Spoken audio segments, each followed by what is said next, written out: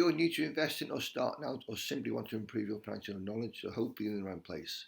Because the one thing we don't teach people is about personal finance and investing. So hopefully you're now taking the right steps. My name is Dave and I work in financial services and I help people access their private and workplace pensions, which is most people is complete inertia. So the aim of the videos and my finance blog is to help improve people's finances, knowledge and awareness so you can reach your goals in future. Now I've applied these principles to become a net millionaire in my early 50s, so let's get into this latest video.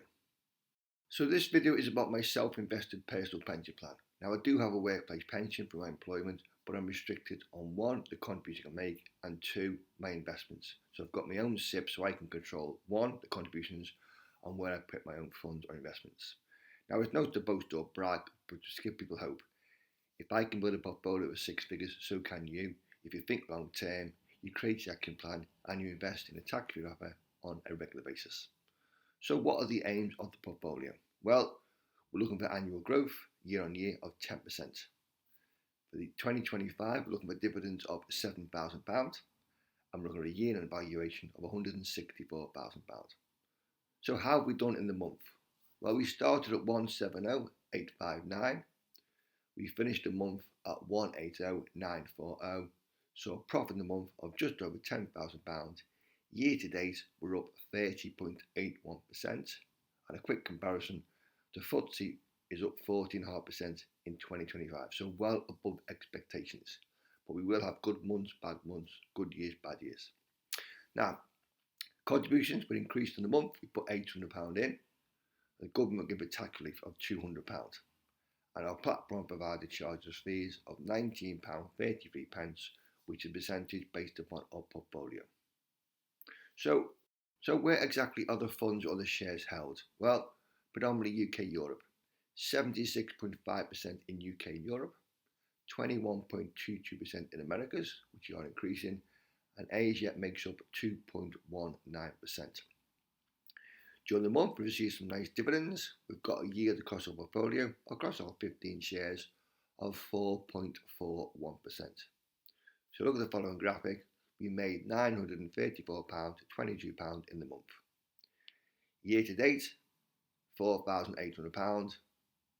So we're slightly below expectations, but nice bit of dividends. So which dividend received in the month? Well, Lloyds Banking Group gave us £462.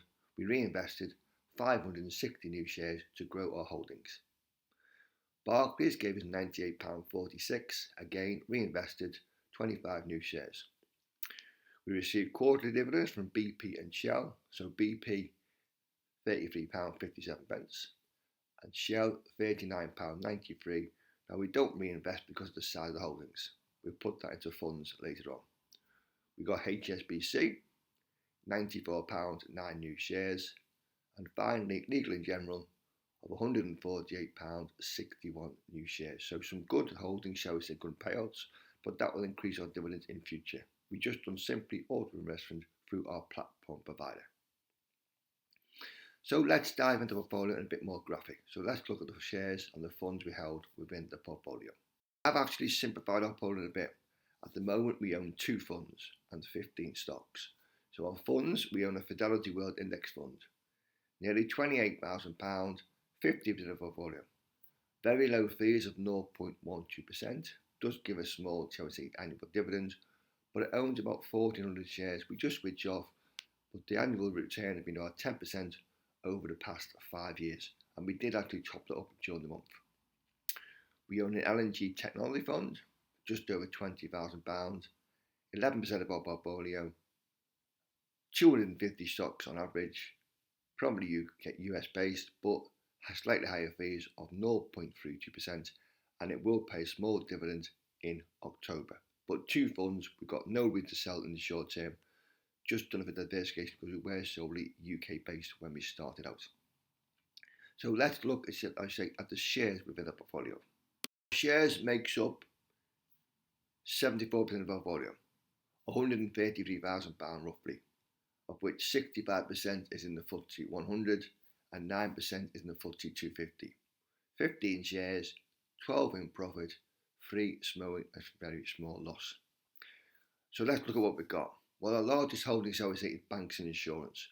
Aviva, 5,174 shares, £35,000, nearly 20 of our very nice yield, shall we say, due in October, yield around about 7%. Just switch off, everyone needs insurance. Lloyds Banking Group, 38,503 shares, £32,000, 80 million portfolio, and as we found on the month, a very nice yield. Again, a yield around about 4 or 5%. HSBC, we own 1,314 shares, £13,000, 8% portfolio, does pay a quarter dividend, and it hasn't been on a great run this year. It's nearly doubled in 2025. We own Barclays, the banking group, 3,307 shares, £12,500, 7% portfolio, again a yield around about 4 or 5%. So I'm saying, and away from the banks, we own Drax, 1,336 shares, £9,000, 5.2%, shall we say, seen as somewhat green credential. Does, shall we say, biomass, shall we say, production. Also away from the banks, we own Greggs, 299 shares, nearly £5,000, 2.6%. Now it has struggled recently, shall we say, from the cost of living. We were over 100% profit. Is it growing too fast? But it is very cash rich. It is expanding, shall we say, but it's been hit by, shall we say, national insurance inflation costs. But it is showing a nice profit. But is expanding too fast? But it's gone from the high street more, shall we say, to forecourts, retail parks, train stations. We also own Sainsbury's, 1,351 shares, £4,500, 2.5%. Everyone needs food. It's in a price match war with Aldi, but it is now paying a nice yield of around about 6%, and it has been on a good run lately. We own Shell, £3,969, 2% of the portfolio. So say, is it going towards, shall we say, more renewables like BP? But it does pay a nice quarter dividend, very cash rich. We also own BP, 542 shares, £2,300, 1.28% portfolio. Again, very cash rich. Has struggled lately, shall we say, because what's happened within the management. But everyone needs oil, and it does again pay a nice quarter dividend. It's simple cash. One share that has done quite good recently is JD Sports, 2,500 shares, £2,500, 1.3% of our portfolio. Has expanded in the US, profits are nearly £1 billion, good results out recently, and the dividend increased slightly. But shall we say, it has been on a buying spree funded by cash. Now, other company, AG Bar, the drinks producer, we put £1,000 in, it's now showing 30% profit. Results are very good, has been on a buying spree, very cash rich, and a progressive dividend, but what we see as a growth company.